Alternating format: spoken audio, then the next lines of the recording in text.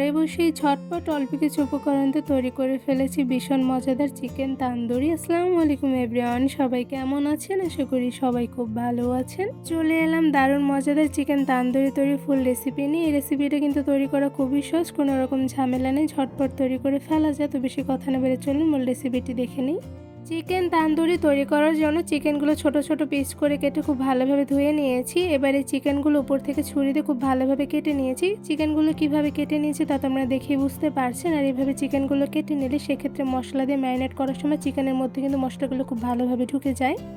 এবারে চিকেনের পিসের মধ্যে দিয়ে দিচ্ছি রসুন বাটা হাফ চা চামচ পরিমাণ, সাথে দিয়ে দিচ্ছি আদা বাটা হাফ চা চামচ পরিমাণ, দিয়ে দিচ্ছি ধনিয়া গুঁড়া হাফ চা চামচ পরিমাণ, সাথে দিয়ে দিচ্ছি ভাজা জিরা গুঁড়া হাফ চা চামচ পরিমাণ, দিয়ে দিচ্ছি লাল মরিচের গুঁড়া 1 চা চামচ পরিমাণ, সাথে দিয়ে দিচ্ছি গোলমরিচের গুঁড়া হাফ চা চামচ পরিমাণ, দিয়ে দিচ্ছি স্বাদ মতন লবণ, এখানে হাফ চা চামচ পরিমাণ দিয়ে দিয়েছি, সাথে দিয়ে দিচ্ছি সয়া সস, এখানে আমি প্রায় 2 টেবিল চামচ পরিমাণ সয়া সস দিয়ে দিচ্ছি।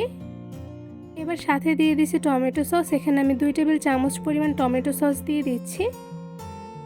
এবার এই সব ধরনের মশলার মধ্যে দিয়ে দিচ্ছি রাঁধুনি রেড মিক্স চিকেন তান্দুরি মশলা, এখানে আমি 1 প্যাকেট মশলা থেকে প্রায় 2 টেবিল চামচ পরিমাণ মশলা দিয়ে দিচ্ছি। এই তো চিকেনের মধ্যে মশলাগুলো দিয়ে দেওয়া হয়ে গিয়েছে। এবার হাতের সাহায্যে খুব ভালোভাবে চিকেনের সঙ্গে সবগুলো মশলা মেখে মিশিয়ে নিব। চিকেনের সঙ্গে মশলাগুলো মেখে নিয়েছে। এবার এর মধ্যে দিয়ে দিচ্ছি পানি ছড়ানো টক দই, এখানে আমি 2 টেবিল চামচ পরিমাণ টক দই দিয়ে দিচ্ছি। এবার চিকেনের সঙ্গে টক দইগুলো খুব ভালোভাবে মেখে মিশিয়ে নিব।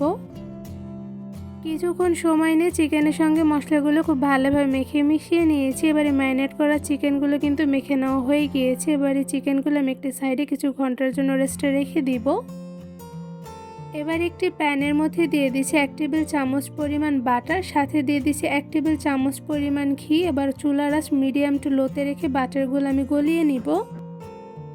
চুলার আঁচ মিডিয়াম টু লোতে রেখে বাটার আর ঘিগুলো কিন্তু একদম গলিয়ে নিয়েছি। এবার এগুলো যখন একটু হালকা গরম হয়ে আসবে এর মধ্যে দিয়ে দেবো ম্যারিনেট করা চিকেন। এখানে ম্যারিনেট করা চিকেনগুলো আমি 4 থেকে 5 ঘন্টা রেস্টে রেখে দিয়েছিলাম। এবার এখান থেকে একটা একটা করে সবগুলো চিকেন আমি গরম প্যানের মধ্যে দিয়ে দিচ্ছি। একটা একটা করে ম্যারিনেট করা চিকেনগুলো প্যানের মধ্যে দিয়ে দিয়েছি। তো এই পর্যায়ে দেখতেই পাচ্ছেন চিকেনগুলো কিন্তু প্যানের মধ্যে দিয়ে দেওয়া হয়ে গিয়েছে। এবার চুলার আঁচ মিডিয়াম টু লোতে রেখে কিছুক্ষণ সময় নিয়ে আমি চিকেনগুলো রান্না করে নিব। এই পর্যায়ে চিকেনগুলো একটি ঢাকনার সাহায্যে ঢেকে কিছুক্ষণ সময় নিয়ে রান্না করে নিচ্ছি। কিছুক্ষণ সময় নিয়ে চিকেনগুলো আমি ঢাকনা দিয়ে ঢেকে রান্না করে নিয়েছি। তো এই পর্যায়ে দেখতেই পাচ্ছেন চিকেনগুলো কিন্তু অলমোস্ট অনেকটা পরিমাণে সেদ্ধ হয়ে এসেছে। এই পর্যায়ে একটি কাঁটা চামচের সাহায্যে চিকেনগুলো একটা একটা করে উল্টে নিচ্ছি। কিছুক্ষণ সময় নিয়ে চিকেনগুলো ঢেকে রান্না করে নিলে সেক্ষেত্রে চিকেনগুলো কিন্তু খুব তাড়াতাড়ি সেদ্ধ হয়ে যায়, সাথে ভেতর থেকে হয় ভীষণ পরিমাণে সফট আর জুসি। তো এই পর্যায়ে দেখতেই পাচ্ছেন সবগুলো চিকেন একটা একটা করে কাঁটা চামচের সাহায্যে উল্টে নিয়েছি। এবারে চিকেনগুলো আরও কিছুটা সময় নিয়ে আমি রান্না করে নিব। এবার চিকেনগুলো একটি ঢাকনা দিয়ে ঢেকে সেমভাবে আরও কিছুটা সময় নিয়ে রান্না করে নিব।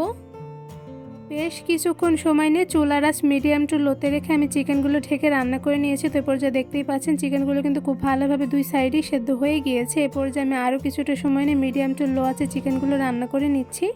এবার সবগুলো চিকেন একটি কাঁটা চামচের সাহায্যে একটা একটা করে উল্টে নিচ্ছি।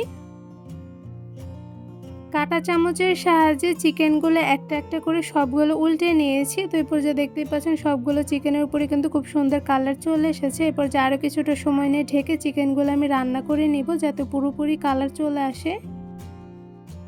চুলার আঁচ মিডিয়াম টু লোতে রেখে বেশ কিছুক্ষণ সময় নিয়ে চিকেনগুলো ঢাকনা দিয়ে ঢেকে রান্না করে নিয়েছি। তো এরপর যে দেখতেই পাচ্ছেন চিকেনের উপরে কিন্তু খুব সুন্দর কালার চলে এসেছে। এরপর যে একটি কাঁটা চামচের সাহায্যে চিকেনগুলো একটা একটা করে উল্টে নিচ্ছি। চিকেনের একটা সাইডে কিন্তু খুব সুন্দর কালার চলে এসেছে। তো এই পর্যায়ে আমি একটা একটা করে কাঁটা চামচের সাহায্যে সবগুলো চিকেনে উল্টে নিয়েছি। এবার অপোজিট সাইডটা সেমভাবে কালার করে ভেজে নেব কিছুক্ষণ সময় নিয়ে। চুলার আঁচ মিডিয়াম টু লোতে রেখে বেশ কিছুক্ষণ সময় নিয়ে চিকেন তান্দুরিগুলো রান্না করে নিয়েছি। তো এই পর্যায়ে চিকেন তান্দুরিগুলো কিন্তু খুব সুন্দর কালারও চলে এসেছে, সাথে কিন্তু খুব ভালোভাবে সেদ্ধ হয়ে গিয়েছে। এ পর্যায়ে কিন্তু আমার চিকেন তান্দুরি একদমই রান্না হয়ে গিয়েছে। চিকেন তান্দুরিগুলো উল্টে পাল্টে বেশ কিছুক্ষণ সময় নিয়ে অল্প আঁচে ভেজে নিলে সেক্ষেত্রে চিকেন তান্দুরিগুলো রান্না করতে কিন্তু খুব একটা বেশি সময় লাগে না। তো এই পর্যায়ে আমি চিকেন তান্দুরিগুলো আপনাদের একটু তুলে দেখাচ্ছি। তো এদিকে দেখতে পাচ্ছেন মাশাআল্লাহ চিকেন তান্দুরিগুলো দেখতে কিন্তু খুবই সুন্দর হয়েছে, সাথে কিন্তু পারফেক্টলি কুকড হয়েছে। এবার এই সবগুলো চিকেন তান্দুরি আমি একটি পাত্রে তুলে নিব।